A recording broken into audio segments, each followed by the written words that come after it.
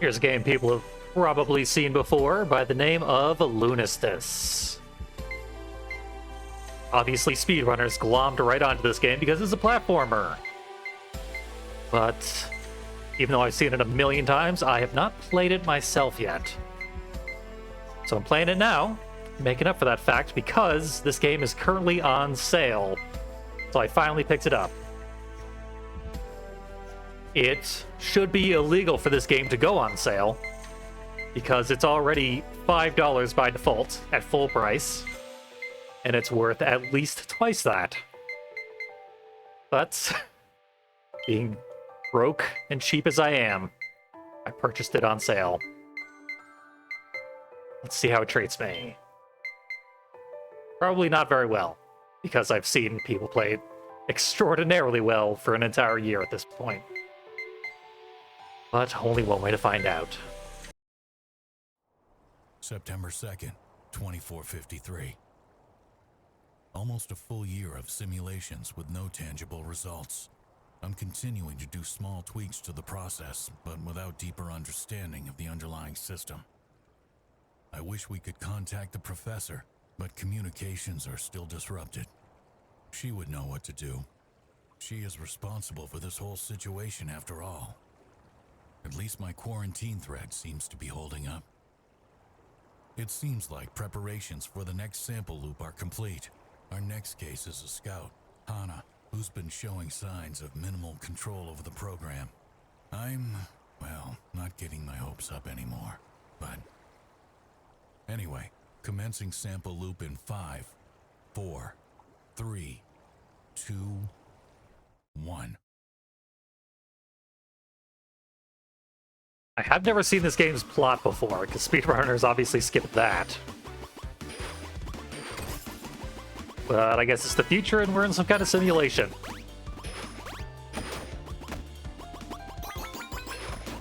And apocalypse has happened, maybe?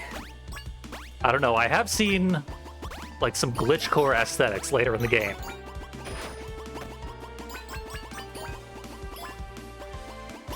So I guess the simulation aspect should have been thoroughly scripted.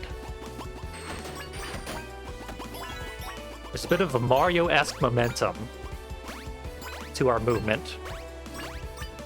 I don't trust my ability to do fine platforming just yet. Certainly not quickly. And I actually don't care about the paper crayons, adorable as they are.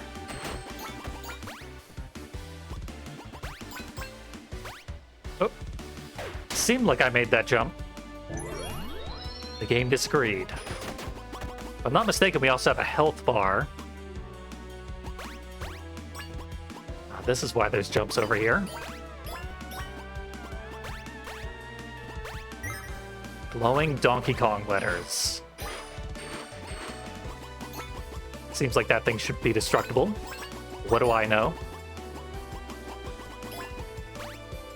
Oh. Walked right off. That probably has caused me to de-acquire the letter. Let's see. No, the letter's not over there, so I guess I still have it. No, yeah, it's still also in my inventory below my health bar.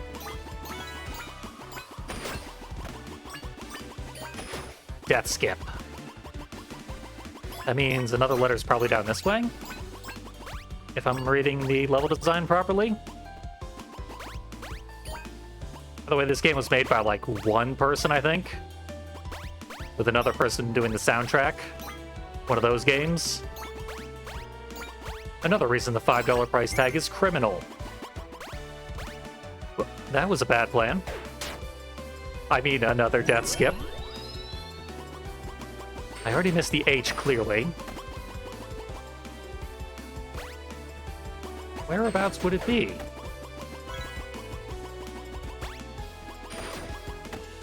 Came from there, and I guess there it is. If I'm not mistaken, the letters actually open up new routes. It might be worth collecting. I did activate a separate checkpoint. Probably could have dodged.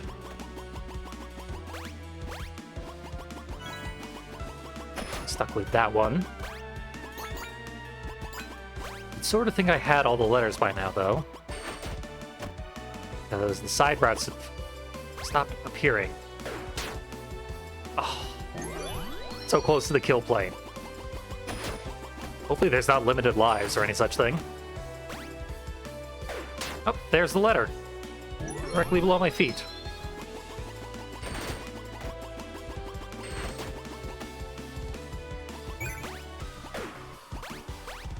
There, that was worth any number of deaths.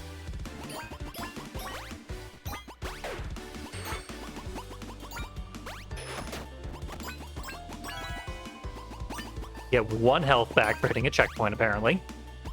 Good to know.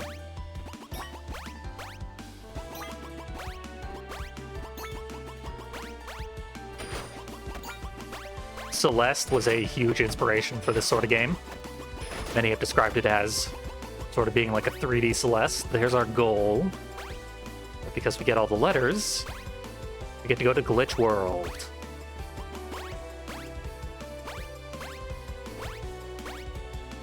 How do I get over there, though? Have I had a dash this whole time?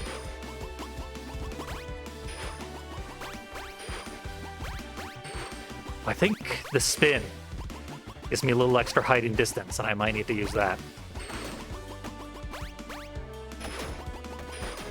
What a neat way to diegetically teach the player some mechanics. If indeed that is the case. Oh. I am a little bad at this platforming. 3D platforming always takes some getting used to because you have depth to gauge. I finally started to get okay at 2D platforming and then had to go and add this third dimension. There are quite a few awesome 3D platformers coming out these days.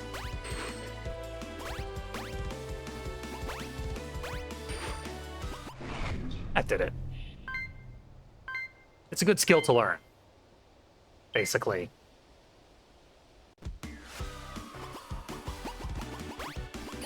And generally, we're in the mood where you want your difficult games to also be forgiving, so they are accessible to a much wider audience. Even the likes of myself can enjoy a 3D platformer. And there should optionally be ludicrous challenges that 1% of your players will ever be able to even attempt, much less actually complete. Celeste, farewell. Oh. See, I can't even walk down pathways at the moment. That's how far my skill needs to go. Controlling the camera at the same time as the character. A little difficult. Maybe... See, I was testing the shoulder buttons to see if they would allow me to do any jumps. Yes. The essentials can be performed with the bumpers, which is important because that allows you to also control the camera. But I'm not used to it.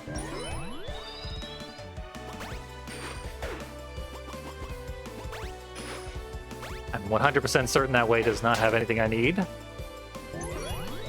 I better die 1,000 times to find out.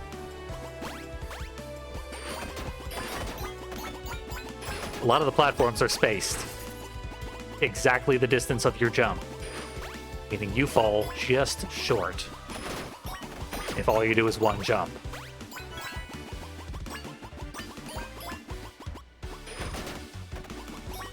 Enemies with the sole purpose of telling you where to go next.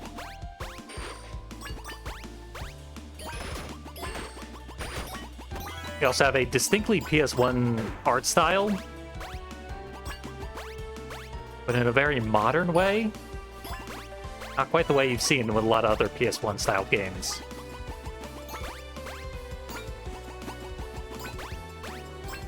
Nowhere near as faithful to the concept of being PS1, but does give itself its own unique look. By just drunken swerving. That analog stick is surprisingly sensitive. None of these millions of checkpoints are giving me any health refills. Thankfully, there's more checkpoints. Wouldn't want to die in between any of those steps. I've completely ignored all letters, so get to see what it looks like when you hit the proper goal. You get to dream of home, which is the achievement that has appeared on my screen, but not the OBS capture. Was that the end of the first level? I guess if you get all the letters and stuff, you can maybe get a secret bonus level. But that was a shockingly short tutorial level. Let's check this. Yeah, 1, 2, no further options. Looks like just 2 levels here as well. No, I thought it was just because speedrunners play this game absurdly fast that it looked like they were blazing through each world, moving on to new aesthetics every couple of minutes. But actually, the worlds are very, very short. There should be a gargantuan difficulty spike before too long, though.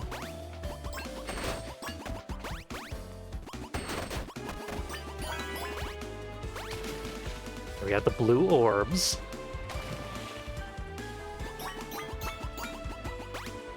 Directly taken from Celeste.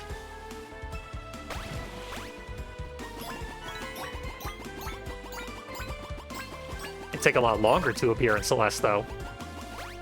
They're like chapter 4 or whatever. Guess we'll just go into some water in the air, like a gigantic version of the blue orb that doesn't move. For purely aesthetic reasons. You know, I thought that was the attack button. Platform between orbs. Almost die. But then reach soaring new heights. I wonder if you get a jump back after you kill an enemy. That would explain the placement of some of the enemies in the middle of platforming sequences. Okay. I'm gonna call that... yeah. Some kind of, refraction. Limiting my ability to see where the hell I'm going. I landed on something, briefly. Something I couldn't see. What's the trick here? Oh, on top of the trees. I was trying to land on the base of the trees.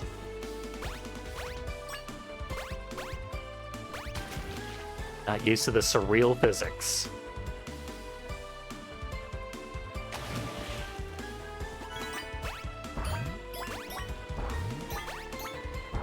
Fortunately, it'll be a few hundred years before these kinds of simulations are invented in the real world. And also, apparently, people turn into red pandas. So I'm hoping to stick around long enough for that to start.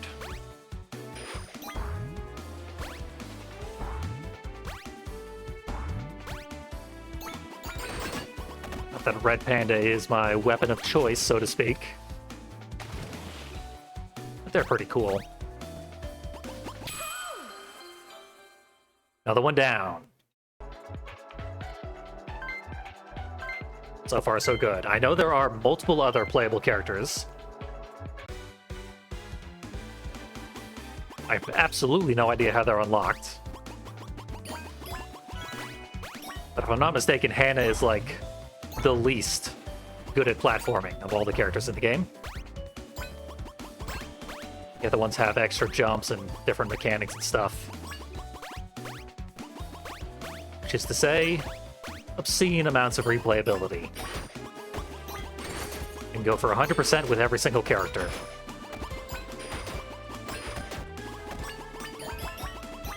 I guess all the characters have to have 4-letter names in order for the collectible letters to spell out those names. Because who gives a damn about Hannah if you're playing as, like, Paul, or whatever the other characters might be named?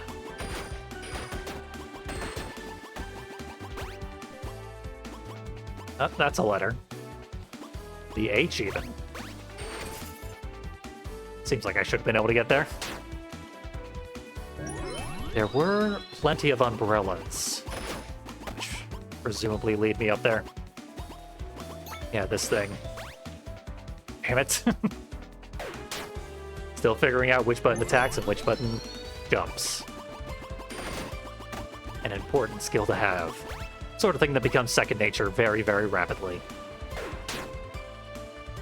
There's another one of those jumps that if you just do a neutral jump, you're not making it.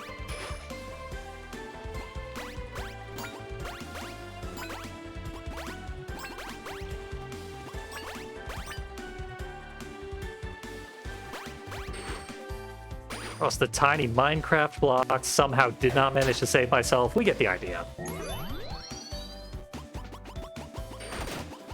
That H can stay where it is.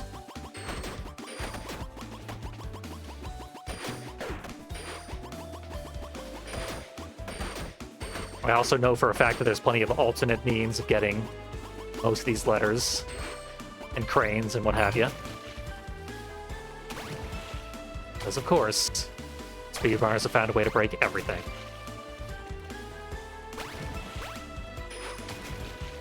If you like breaking things, consider getting into speedrunning. Oh. The Kasobake touched me when I was so close to freedom. I didn't actually see any checkpoints up there.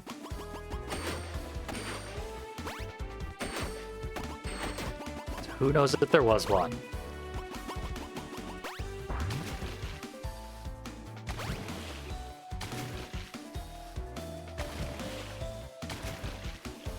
There's a decided lack of enemy variety, I'll say, grasping at straws for some kind of negative criticism.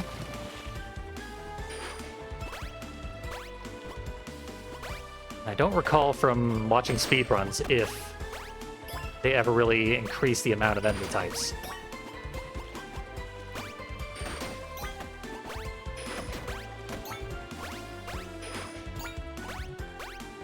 That was about the longest distance we've gone without a checkpoint.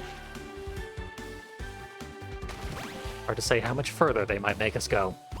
I had absolutely no idea that bubble was there. I just stumbled into the water at the exact point where the bubble was hidden. To find the A. And get sent back right where we already were.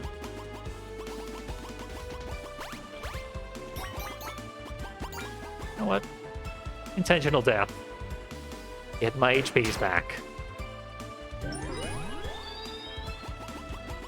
This, of course, is not the only furry platformer to have been recently released. With a similarly ridiculous name, actually, Pseudoregalia just came out. Very highfalutin name for an adorable mascot platformer. That one's a little more self-serious than this one. So it arguably does more to earn that sort of name. Ah. But, yeah, I'm calling it a bit of a renaissance for furry platformers. And I'm placing the blame on the recent surge in popularity of Banjo-Kazooie. Which I really should be more thrilled about. I used to be a gigantic Banjo-Kazooie fan. In fact, Banjo-Kazooie was my first ever Let's Play. And you won't find it on YouTube, because it was very, very bad.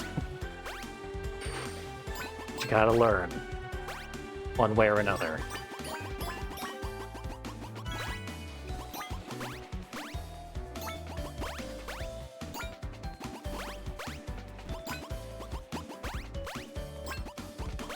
Yeah, the revival of Banjo-Kazooie was pretty awesome, and unfortunately, like, 2 years too late for me to care. Otherwise, I'd have been over the moon when they got put into Smash. But I haven't played any Smash games since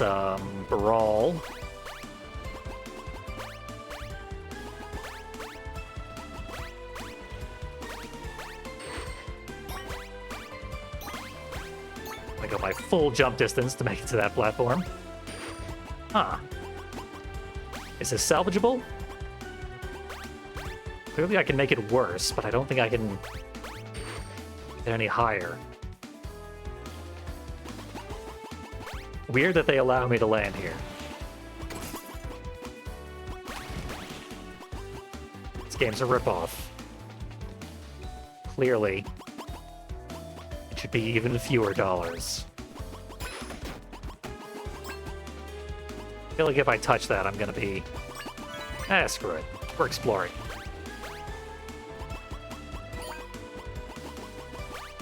I mean, clearly this didn't set us to an area we haven't been before because there's still collectibles in ways that are otherwise impossible to miss. That takes us back up. Let's stay as close to the kill plane as we possibly can. Accidentally walked off the edge. This time I saved myself. That time I didn't.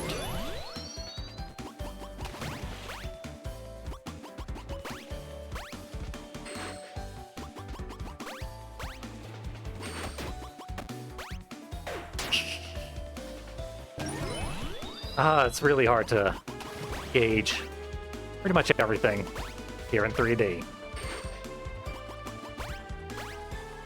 You'd think, living in 3D as I have for the vast majority of my life, that I would be pretty used to it. Always gonna be easier in 2D, though.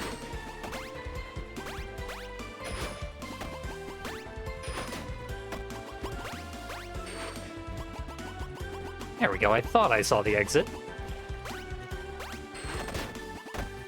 These guys are doing a horrible job guarding it, but they're delighted at the key task at hand.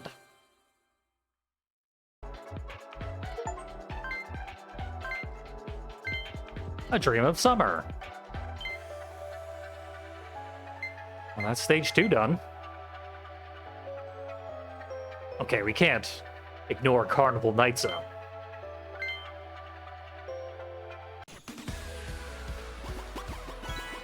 AKA the family park.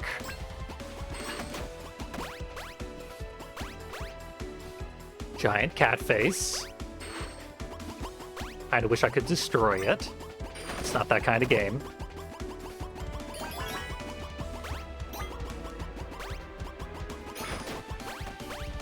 I do like a little more destruction in my platformers. Even if you're not necessarily fighting enemies. And enemies themselves are mostly just platforms in this game. If we were able to, like, knock stuff over to make new pathways, that's my kind of platformer. We got balloons.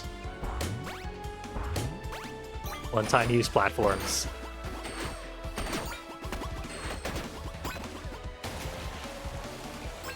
And boost pads. I'm entirely sure what the point of steering there is. I guess you're like leaning to grab the cranes that are along the pathway, as they might not necessarily be down the dead center. Seeing a new mechanic over there. Boost Cheerios / Fruit Loops. They don't boost you at all, but they do look cool. That's gotta be worth something. There's plenty enough things that boost you in this game already.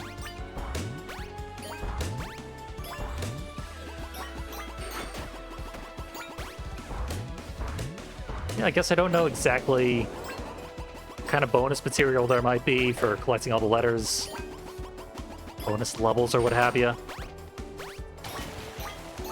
B-sides and C-sides as per Celeste. I did not realize that was an enemy. All this speed is melting my brain.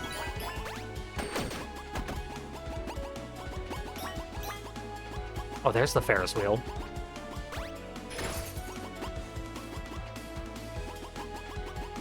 It seems like it might be outside the field of play, and thus not used as a platform. This is probably a good thing, as it would inherently involve waiting around to get on the appropriate car. That tutorial in the sky really threw me off. Teaching me how to jump at this point in the game. If I didn't know how to jump, I would be in big, big trouble. There we go, that's close to the Ferris wheels we're gonna get. There went a letter. Goodbye, letter.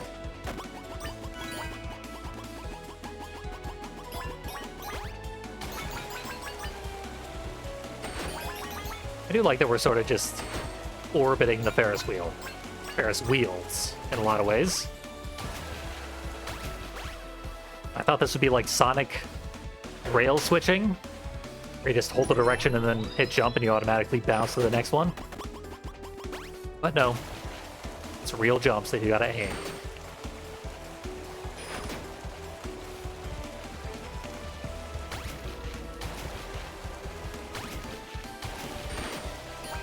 It's not very hard to aim at. Cool loop-to-loop. Always appreciate those.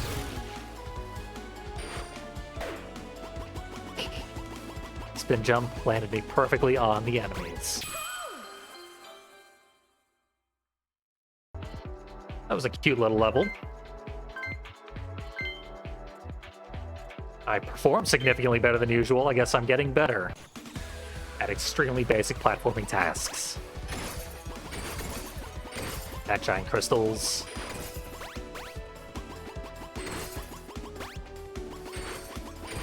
They've been forming for hundreds of years. Digitally, of course, because I guess we are still in a simulation.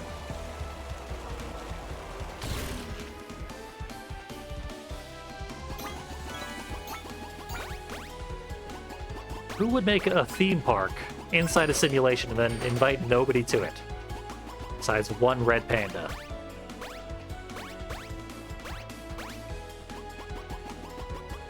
Seems like a wasted opportunity. I have all sorts of people around here. Platforming away. Trying to steal our cranes.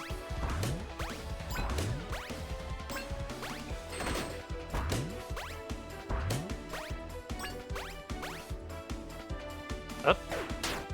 Guess that was a use all my jumps sort of jump.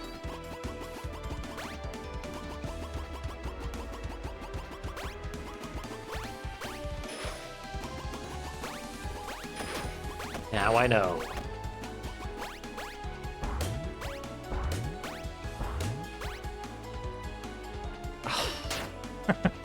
I'm getting worse.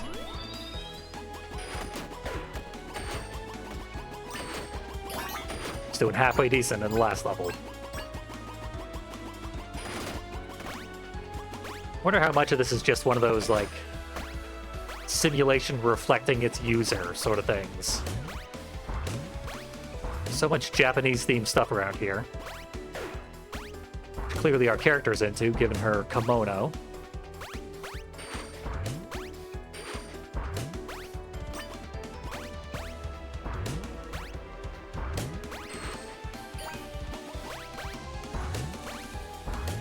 It's like a Star Trek pleasure hologram world sort of thing.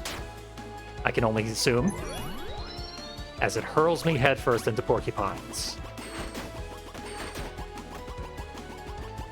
Which is clearly what Hana is into. No judgment.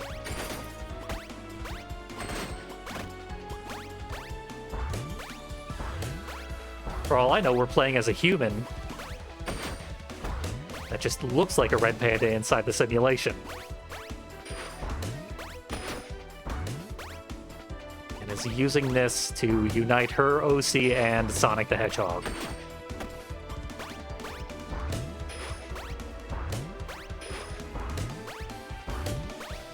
But I'm thinking about that in very modern terms.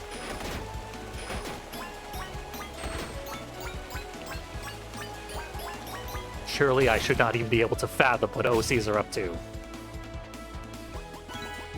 400 years from now.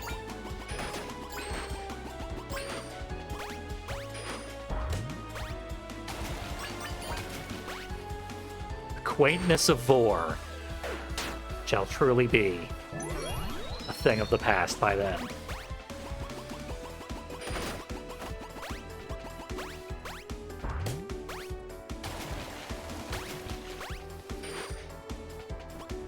Clearly we're able to get up to that upper staircase, but I am not able to do so.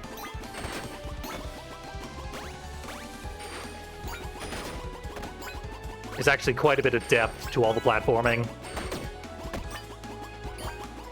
All sorts of little tricks you can do that are, in many cases, taught to you later in the game, much the same way that Celeste does. Celeste has hyper dashes and wave dashes and all sorts of things that they never explain until, like, the seasides. The third version of the bonus levels that you unlock by beating the game so many times under increasingly difficult situations. Hey, we're in Tiny Huge Island all of a sudden. That switches things up a little.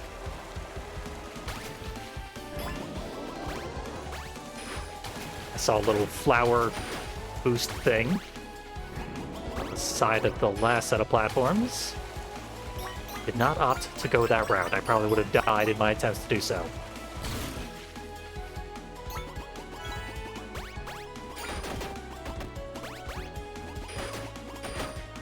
So far, I haven't had to do any of the, like, Tony Hawk rail balancing that the on-screen indicator suggests.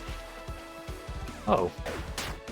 You don't get any free jump when you reach the end of a slide like that. Kind of figured it would boost me upwards. This is clearly going to be the faster route to the exit.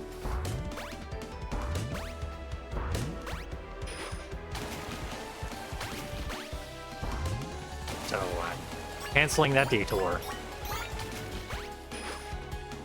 That time, it sort of ate my jump. It seems like you have to jump a little bit early as you approach the end of the slide, if you would prefer not to be killed by that slide.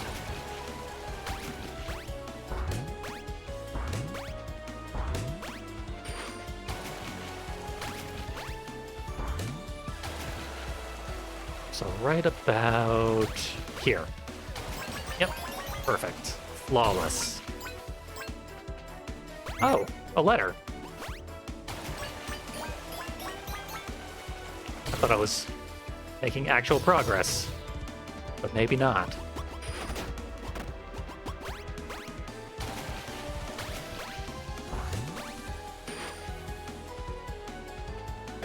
Now I'm making even less progress.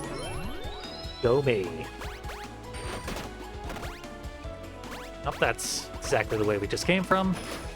It is totally gutted, except for maybe some cranes.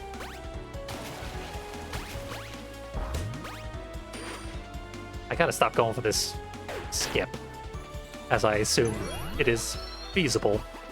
I think if you jump at the exact instant that a balloon pops, you do get some bonus height, permitting you to make jumps like that.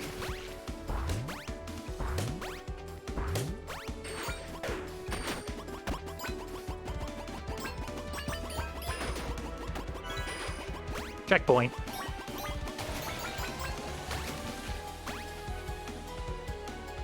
Good thing I got that checkpoint. We're going right back to it. Might be my record for resets in a single level.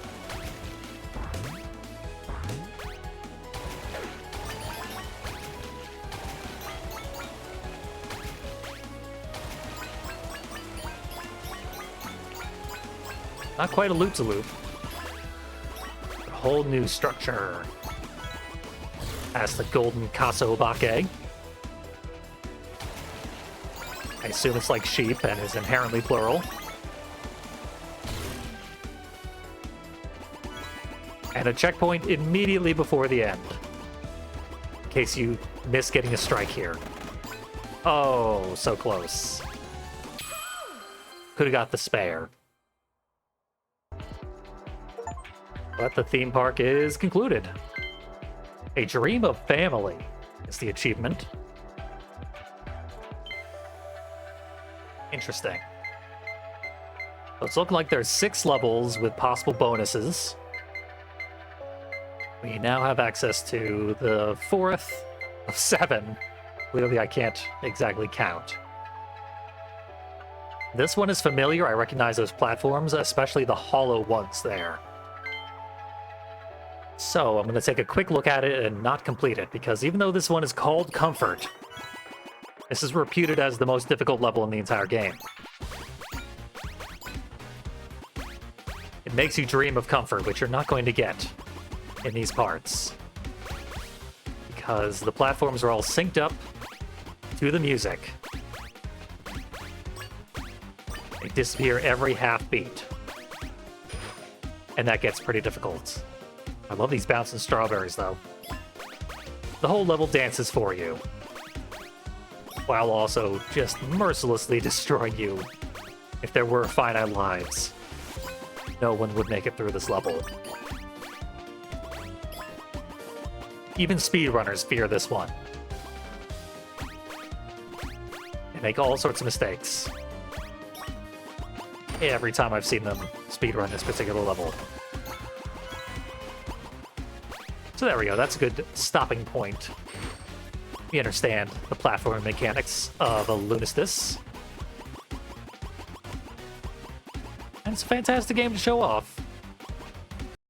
Although, as a casual player who's not very good at it, I don't have a ton to talk about. It's just continue jumping for a long time. The jump mechanics are still rather basic to me, so I've said all I can say about them. Maybe someday I will learn the advanced mechanics and talk about those. Now that's a fantastic first look. Obviously, $4 to purchase this game is a crime. I feel like I've committed a theft.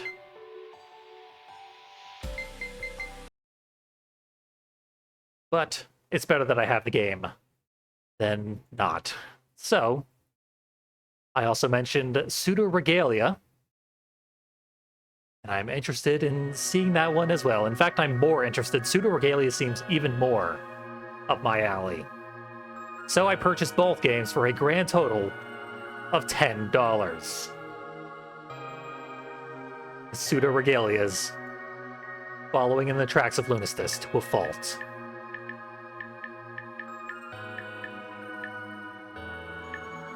Really, there's never enough furry platformers in your life, so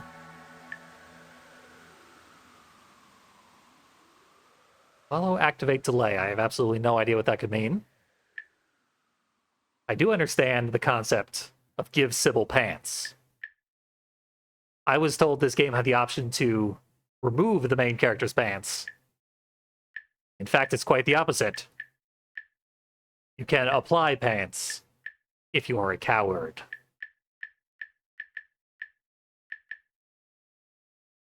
So let's meet Sybil, another female jumping expert.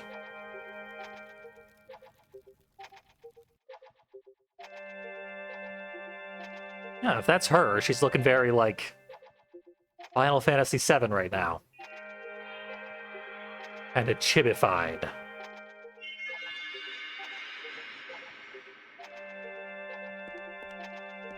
But in actual gameplay, much less so. This is her actual animation. There are that few frames. I'm not dropping frames or any such thing. So that's a thing to get used to. Clearly that's not her, though. She's a mutant version of the Chibis. Who was grown to be full size. I guess she's the ugly duckling. Who's actually a beautiful swan. What button are they telling me to press in order to speak? It's circle, of course.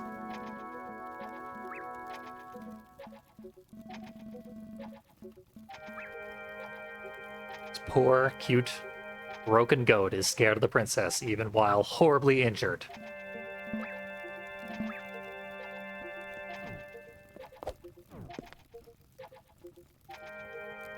Okay. For some reason, I have widescreen mode, just a button on my controller that gives us Very cinematic bars on our screen. We have the pray button. And the mirror. Let us reflect on our past deeds after we try this door. Huh.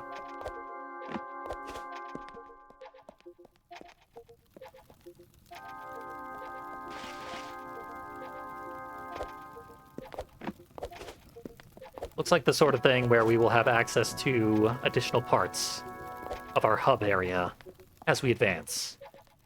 And this one is a Metroidvania. We will be gaining new movement skills and stuff. Lunistice is just a run and jump sort of game.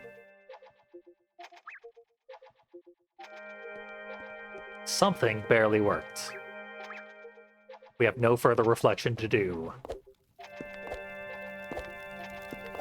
I guess maybe we come from an alternate dimension. The cute goats are at least taller and more capable of jumping around.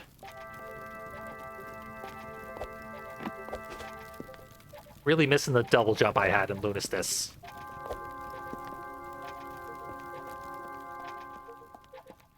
I know this one to be very Souls-inspired, but it feels very Zelda so far.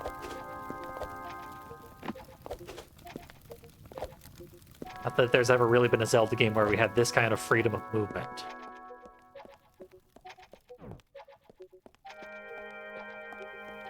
This looks like something. Why, it's the Dream Breaker, which very subtly resembles Christian imagery. It is, however, a weapon, like a big-ass tonfa. Does it break walls? Looks like it's, yeah, it was damaging the wall that whole time. The wall just had a surprising amount of HP. I just noticed that the shrine around it looks like the tonfa itself. It's pretty cool.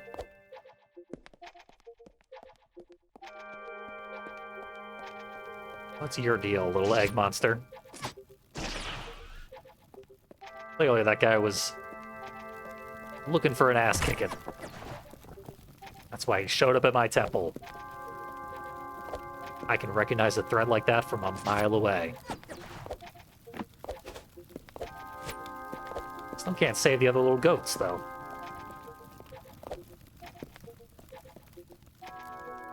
Well, we can go through that other wall now. This is something? I must have been this way, right? And there's the main area. Notably, I have an atrocious sense of direction.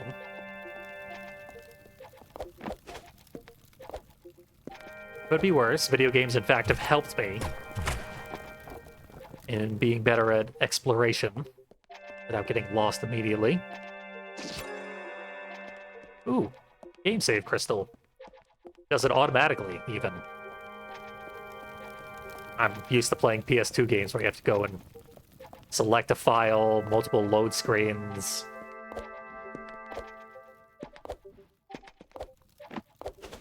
Some purists have said that emulators and stuff, the fact that they have the ability to like speed things up and in general will decrease the load times of a lot of games, makes for an inaccurate gameplay experience. But really, the last thing you remember about a game is the load times. They're not inherently a selling point. And in your recollection, most games have little to no load times. When in fact, PS1 and PS2 games especially, like the early disc-based games, had extremely bad load times. They can actually be sort of miserable experiences these days.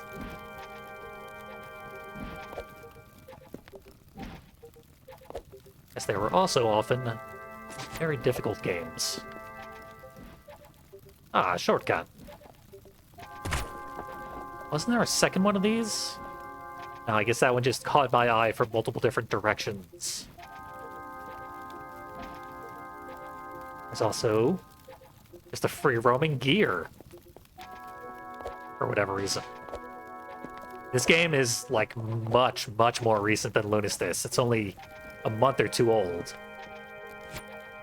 And, unsurprisingly, the speedrunners have run away with this thing. There are dozens of times submitted on speedrun.com, and the fastest ones are like 15 minutes. Can't really get a good look at our character's face. She's looking awful without a muzzle. I prefer muzzly designs in my anthropomorphic characters, but that's just me.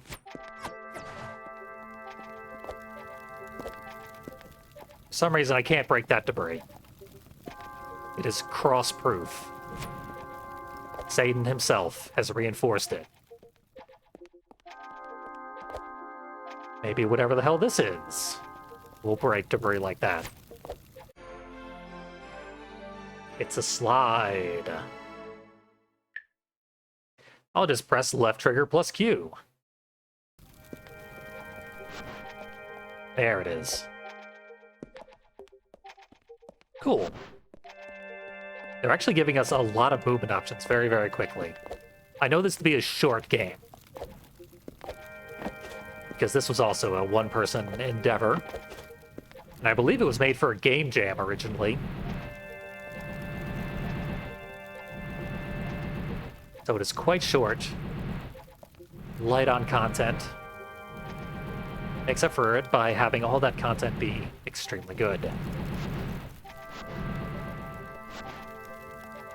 I had a feeling the slide would put me just out of range of all the swinging pendulums.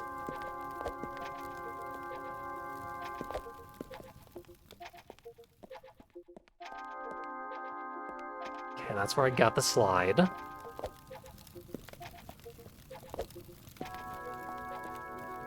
This is where stuff is broken. Just broken enough for me to get through.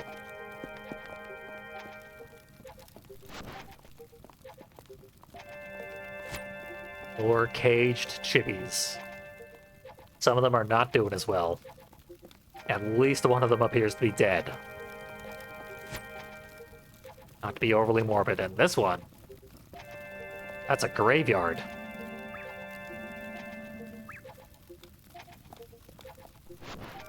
This is a bad scene. Save them, Sybil. Oh, this one wants me gone, so never mind. Now they can all die. Because the one was slightly rude to me. I'm a hero. Wonder what we need to get through here.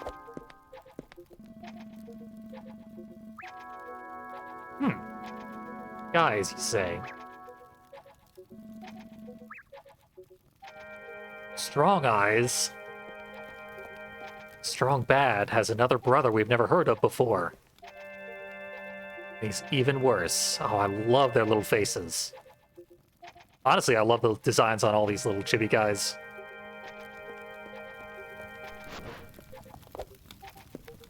It's corny, but I do wish we could have seen them, like, roaming free and happy very briefly at the beginning.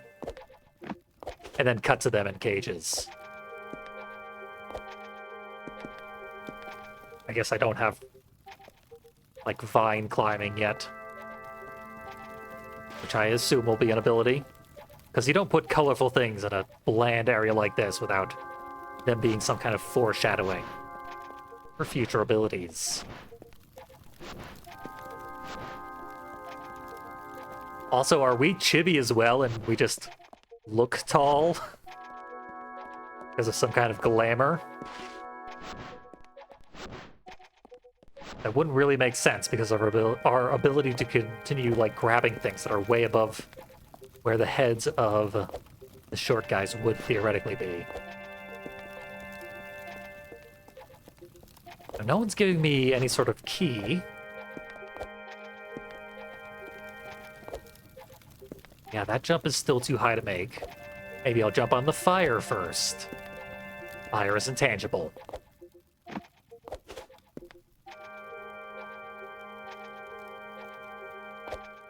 Feels like I should be able to grab this, and indeed I can. Nice. I like being rewarded for seeking creative ways to advance. And as simple as that was, it very much felt like that's what just happened. Granted, the reward is not being stuck at a dead end for the rest of your entire life. Okay, that guy didn't want to be a boss fight. He's sending in an avatar to be a boss fight.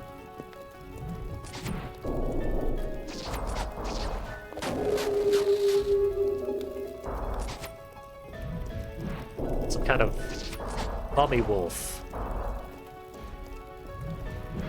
I can't tell if that's a big haircut. Yeah, I guess that's a big, like, ponytail. One of those poofy ponytails. Lost my sword. Got it back.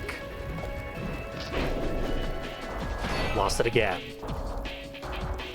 Now I suspect that I might be dying. Music's pretty great, though.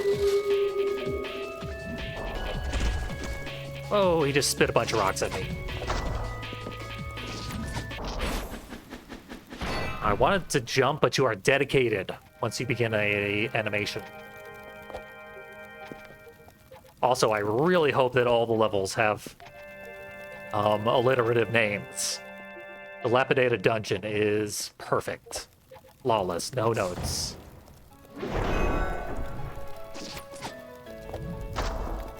Let us fight. Big ponytail wolf.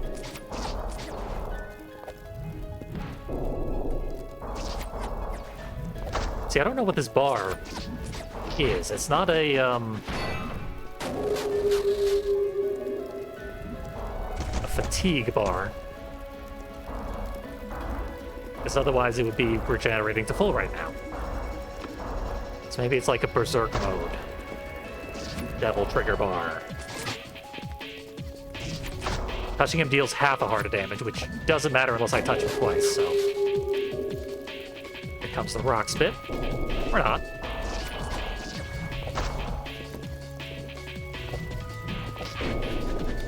I really gotta start sliding. That's gonna be a much better way to dodge.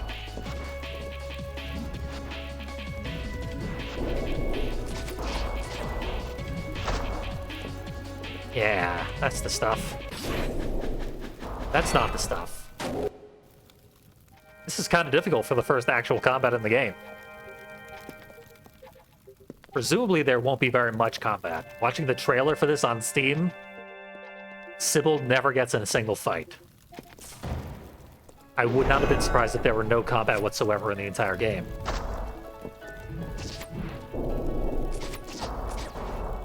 Clearly there's at least some. The white meter is not a measure of how much we're allowed to slide. Whatever it does remains a mystery to me. Forgot how long that guy stays airborne.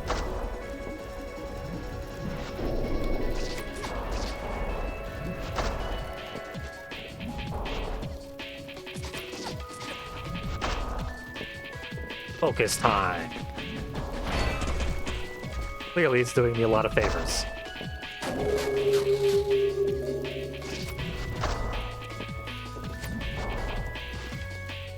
Oh, that should have killed me, but clearly we have iframes while sliding.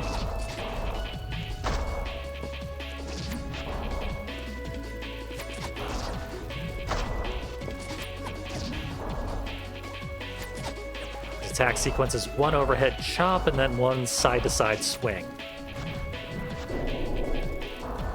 Or the occasional jump. Surprisingly good tracking. Damn. I assume the roar also has a damaging effect. Hasn't hit me yet.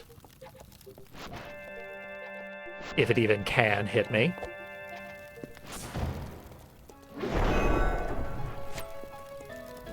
But power of Christ compels you to die, big wolf guy.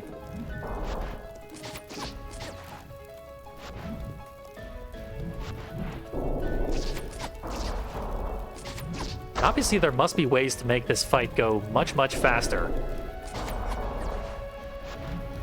Because we're talking about a 15-minute speedrun here. And unless this guy is completely skippable, by like clipping through a wall or something, it's gonna have to be a pretty quick boss fight.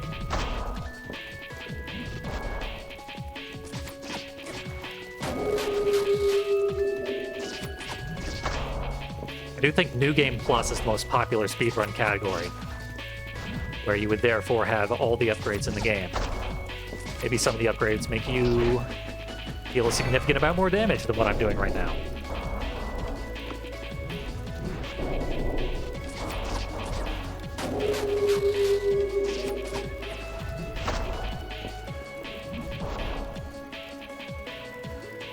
What does that do? Oh, we've got Hollow Knight powers. I can regenerate HP by focusing on my lucky cross. This guy gives me plenty of opportunities to do it too.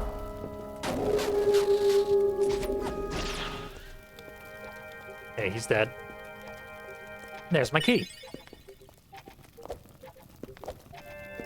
A little disappointed by how unceremonious the death was. He just zapped out of existence.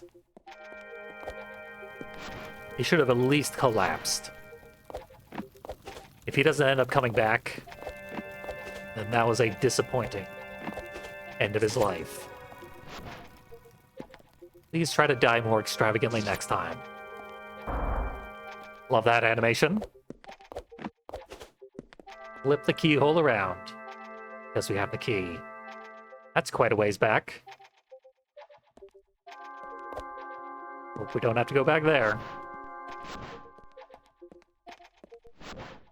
Instead onwards to Castle Sansa. That's not alliterative at all.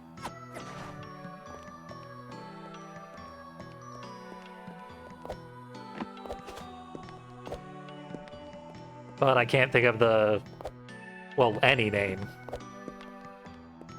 It starts with an S and refers to, like, some kind of mansion, so...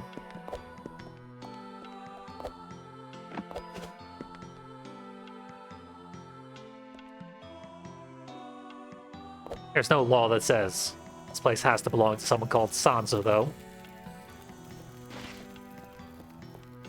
Could have been Carl's castle, for all I care.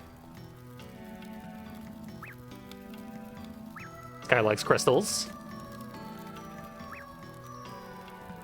Yes. So let me save with it first, and then you can eat what I assume is a giant salt lick.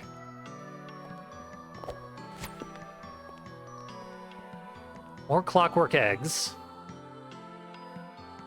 That floor probably hurts you, if not outright kills you.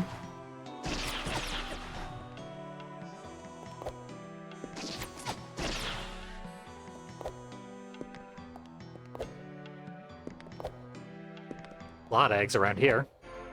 What are they guarding? Indignation. That just makes us hurt people more.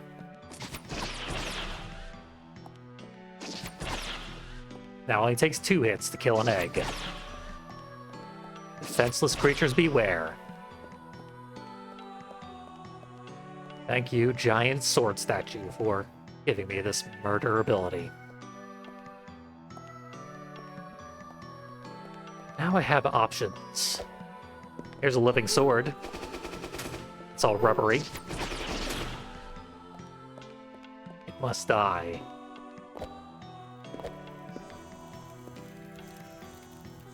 What is this Moogle? I guess it's an enemy. Hurt me. Oh, there's the person who teleported away earlier. Time to go give him a piece of our mind. after I touch this bubble. Which plays a little song. It's the bubble song. You must pay.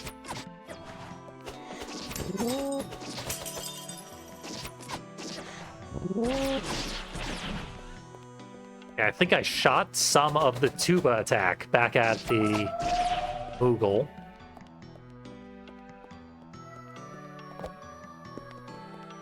And at least avoided me getting harmed in the process. Yeah, these bubbles allow us to jump in midair. They're like fake platforms in a game that could just easily give us real platforms. Can't reach that rope. It's too bad. It's been too long since we've seen the rope climbing animation. It's quite good.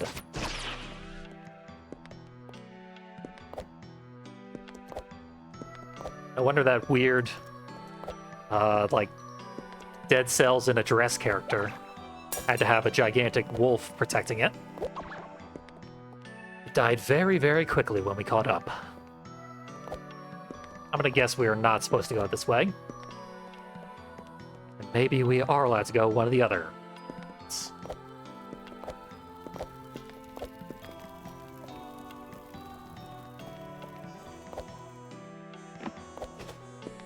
Almost found out whether or not the floor was lava. You can safely assume that it is. There's a rope I can climb.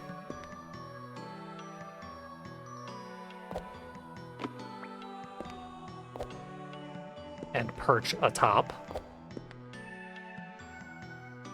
A locked door, another locked door. We're gonna have to kill that wolf a bunch. You'd almost think killing the princess thing, the dress ghost, would have given us a key. Because that was exactly what was harboring the key the first time around. Okay, I was gonna say there's absolutely no way in the world we have to get, like, a lever pulling ability.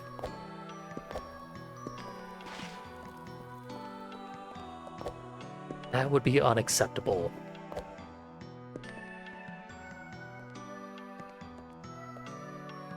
I suspect we might be in for a bit of a timing puzzle. See if there's anything over here. Oh, this is where I came from, and that is not. Peek through the door, see if there's any abilities. There's a new weird monster.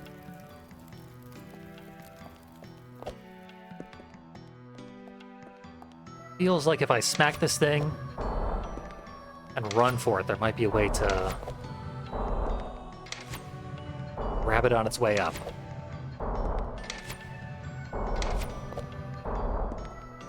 Ah, it's too fast. Too fast for me, at least.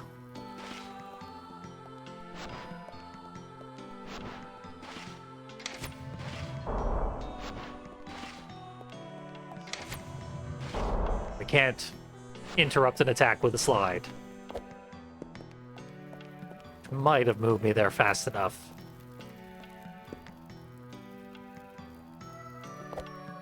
Just flying at me makes me feel like I should have a gun of some sort.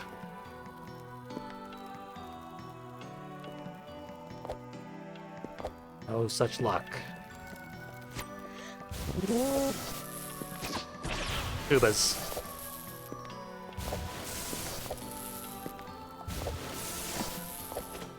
You're done for. I thought it was a hand. Thought it was wearing like a bishop hat. But no. Freestanding hand. I think I need to find out whether or not I can grab this. I can't. Get a free heal, because presumably I will get in quite a bit more combat. I think I need some kind of high jump, maybe?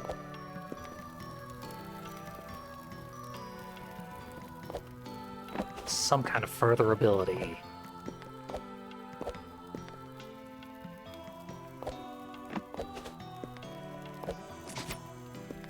Shortcuts. Sort of.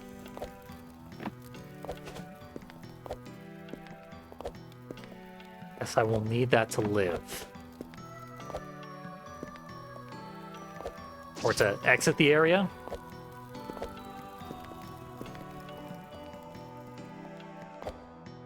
So yeah, I'm guessing we go this way, do something, then come back the same way. Crosses, presumably indicating something.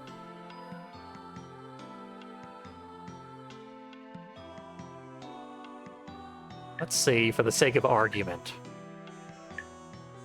what she would theoretically look like with pants.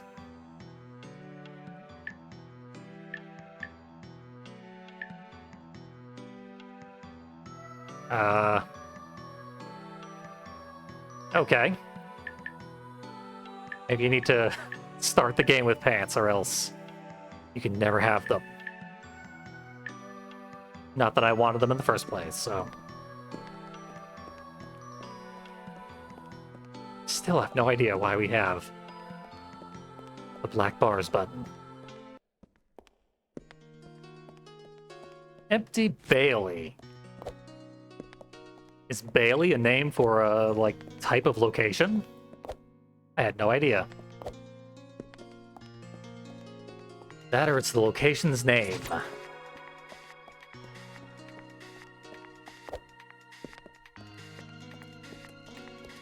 Water that doesn't kill you. And swords that probably won't kill me. It killed me more than I thought it would.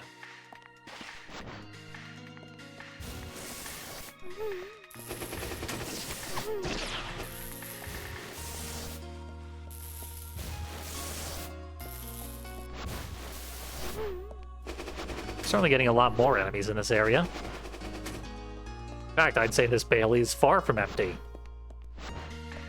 It is crowded with foes. But not very many cute chibi goats.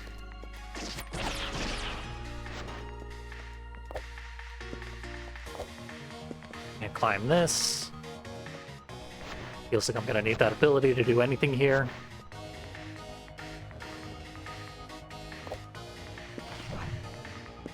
I'm not allowed to grab the chain. Shame. We have like a Mario backflip.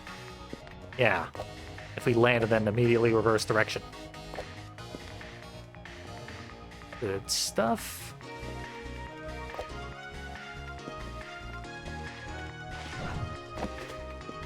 There it is. Maybe I could have made that jump all along, or maybe I needed the backflip that I just learned about.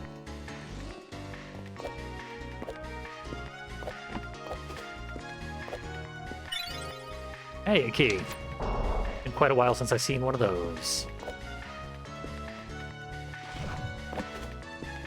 Yeah, the backflip does give us slightly more height. So my regular jump could not make it up there. But the backflip could.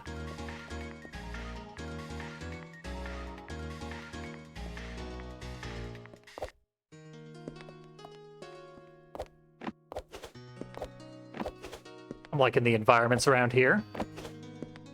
They're very, very, very simple. But pretty effective nonetheless.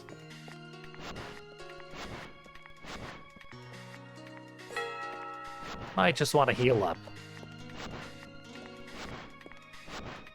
So this game is $6 at full price. And it's brand new, so it probably won't go on sale anytime soon, nor should it.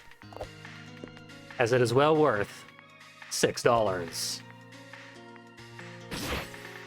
Didn't really think that jumped through very well.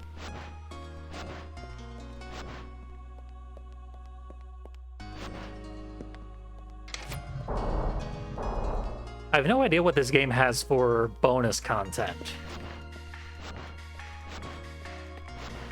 I knew much more about Lunistice. This, by the way, is Pseudoregalia. Not Lunistice, as the stream title says. I just forgot to change it.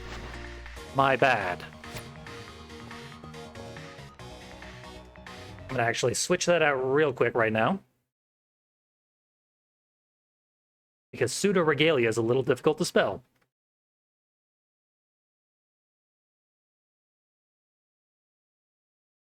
There it is. And indeed, it's ridiculously underpriced. As is Lunistice. Lunistice is currently on sale, which, more than anything else, is the inspiration for this stream. But Pseudoregalia is actually even more up my alley than Lunistice is. I'm liking this one a lot so far. Yeah, I've got the pray button.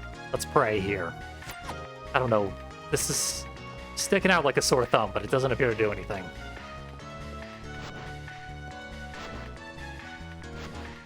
Ah, well. I did flip a switch, and that switch presumably does something. Really just seems to give us kind of a weird shortcut.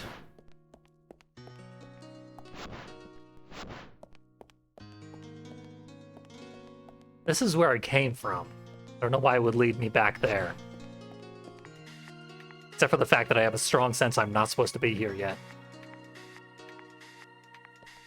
As everything I have explored has led to things that I don't have the ability to interact with.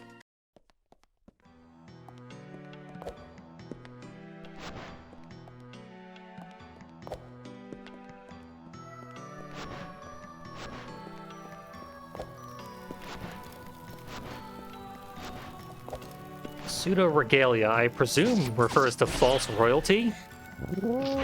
Pseudo, of course, meaning false. And regalia being, to the best of my understanding, the sort of stuff that, say, a princess would wear. And we've been informed that the princess is probably the villain of the game.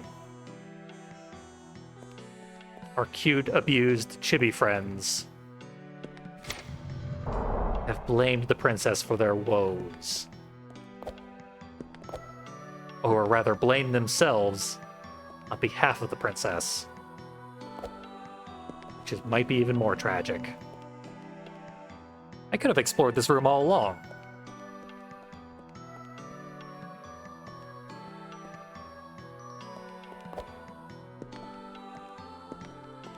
But the parts that I can't explore don't lead anywhere, so... Whoops. What does this switch do? Raises and lowers that. Which does not lead anywhere at the moment.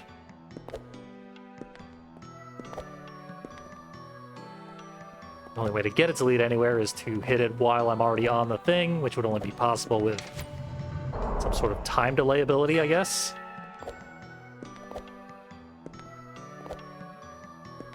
Hell if I know.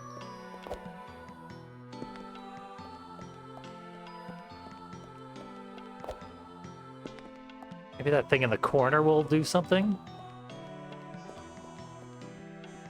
No, the switch is flipped, so... Yeah, that thing in the corner is controlled by a third switch. Somewhere around here. Hopefully I've not fallen any too great a distance that I cannot recover it. Yeah, this game's kind of a hit. My partner first suggested it to me because playable Goat Girl. But it has been suggested several times since by regular viewers who recognized immediately that it's right up my alley. As it has been for a lot of people. This game is very, very popular.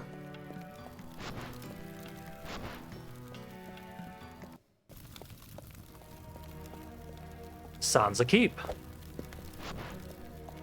Things are getting even more Sansa by the moment. I have a key. I guess I can open that door behind me. I feel like these voids are not going to help me right now. Try the door. Waste my key. Hopefully there's something back here worth opening.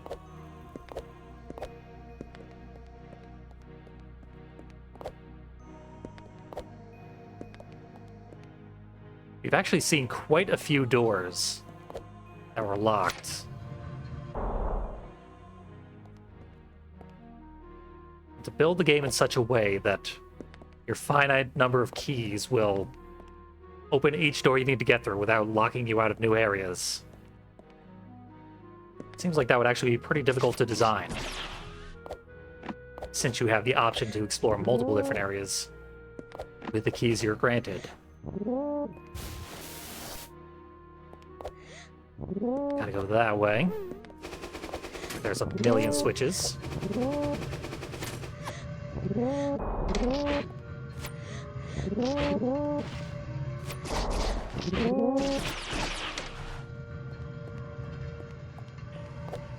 Feels like I must have some kind of... I don't know. Longer range attack? For us to hit these switches from a distance? Oh, the switch on there does the exact same thing.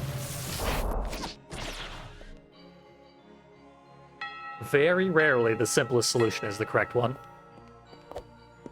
This is one of those instances. Look at that.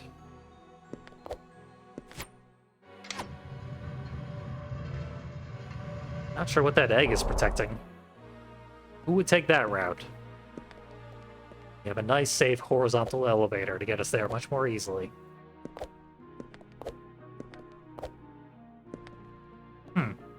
Must have to hit another switch to raise it even higher.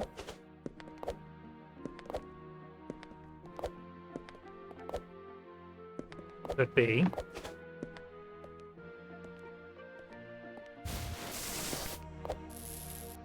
Up. The old inability to judge depth at 3D. Went back to bite me. I'm not sure I got knocked back there or what.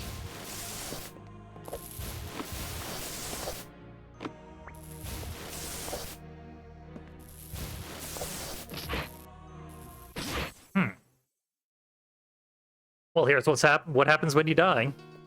Go back to the empty Bailey, where you last saved. This door leads us right back to the door where we just went through to get to the Sansa Keep.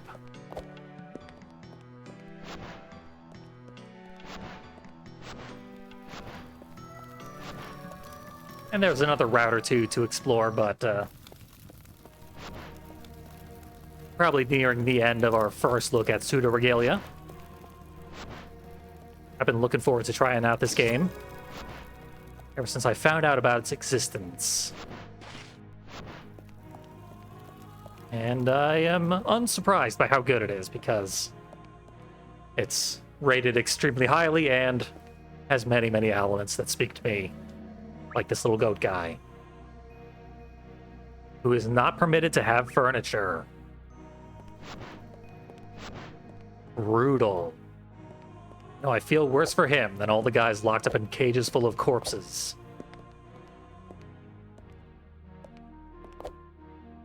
Not allowed to have his man cave.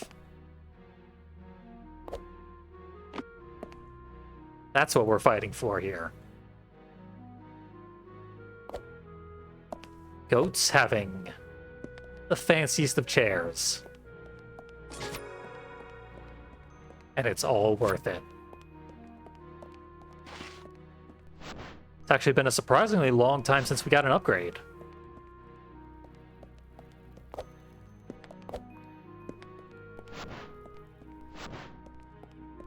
We are definitely overdue, and I can't get much further with that one.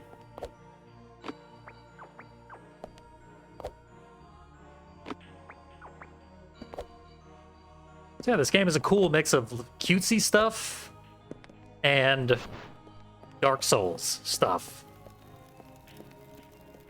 which I think works nicely in tandem. Gotta be inside the cage in order to open it. Bit of an oxymoron, but maybe Mist could pass in this Metroidvania. This game is normally $1 more expensive than Lunistice. I think it earns that extra buck, depending on how long it is.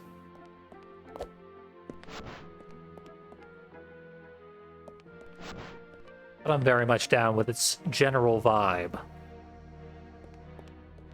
In a way where I was all too pleased with the $6 price tag. Also criminally underpriced. Pick up both games for $10. Feel dirty about it.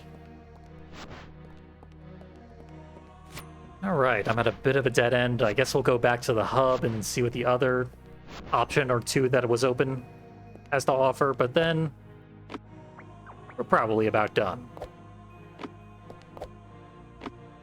Looking at Pseudoregalia for the first time.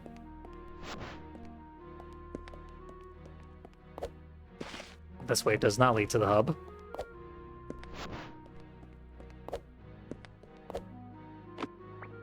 It'd be that way over there.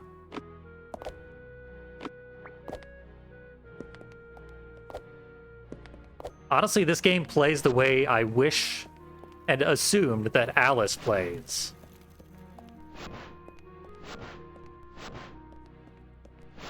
And in people's memories, this is probably about how Alice played. It's very, very smooth and responsive. But all the doors are locked.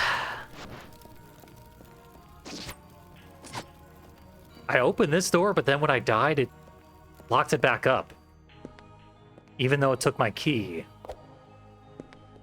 That seems kind of brutal, actually. Highly doubt I can make it over there. Nope. Can't do anything in that room. Can't do anything in any room. And so... Pseudoregalia comes to something of an end. We're in Castle Sansa. So I guess Princess Sansa is a monster who is kidnapping and torturing cute little goats. And we are gonna bludgeon her with a cross until she frees those goats. Eventually. We're gonna need plenty more upgrades before that is a possibility. Clearly much more to see in this game, even though it is quite short. Definitely way longer than the approximately 1 hour that I've been playing it. So yeah, I look forward to exploring it more, but we're at the exact point where it starts to get a little tedious as you have to backtrack and find the corner of the game that you missed in order to get the new upgrade to advance. As is the appeal and downfall of all Metroidvanias. Thanks for hanging out, and hopefully, at least the one person in chat who intends to pick it up does. I think it's well worth it. Remains a steal. Let's go to the main menu. Look at our soul in space. Our silhouette only kind of looks like us. Looks like she's wearing, like, a helm in that image. And not holding a cross, but holding something. Maybe. Maybe that's her tail. It's weird. But there we go.